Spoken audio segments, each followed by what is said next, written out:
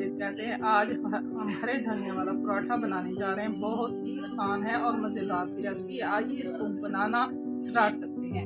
धनिया का पराठा बनाने जा रहे हैं। बहुत ही मज़ेदार और आसान सी रेसिपी। ये देखिए मैंने 2 पेड़े बना लिए हैं। ये हैं माशाल्लाह, बहुत ज़बरदस्त तरीका है ये देखें जी। ये देखें जी,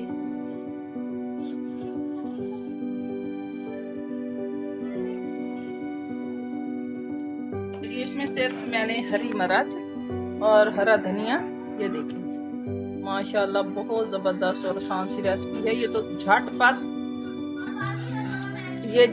तैयार होने वाली चीज़। देखें जी, बिस्मिल्लाहिर्रहमानिर्रहीम। ये देखें जी,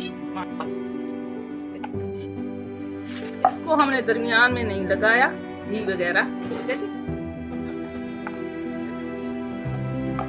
बहुत मज़ेदार और आसान रेसिपी है। इसको ही बनाएंगे, बच्चे बहुत शौक से खाते हैं। हमने सोचा ये एक तो कम खर्चे में बनेगा।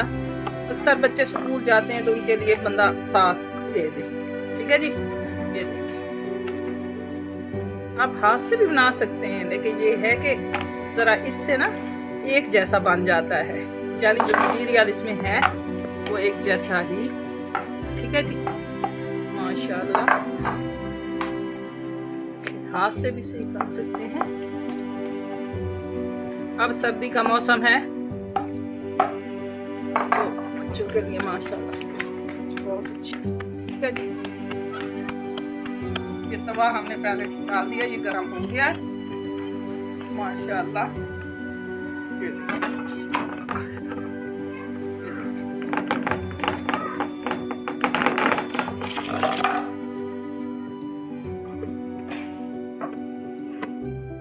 इस पे ना थोड़ा सा देसी घी डाल देते हैं।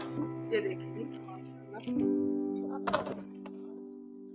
हाँ, रुमाल की मदद से हम इसको ऐसे ऐसे वो करेंगे, इससे पराठा जबरदस्त। इसी वक्त हम आपको जैसे तंदूर पे पराठे बनाते हैं वैसे बनाना सिखाएंगे, इसी तवे पे बहुत ही आसान से बनाएंगे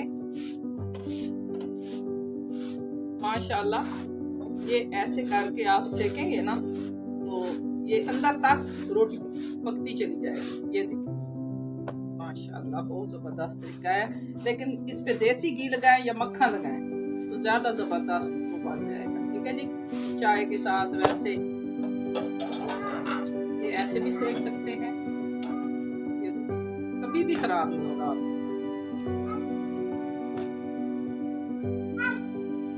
माशाल्लाह बहुत ज़बरदस्त और आसान पराठा बन गया है। इस पे हम अब मैं थोड़ा सा देसी घी डालने लगी हूँ। ये देखिए, ये देसी घी डालने लगी,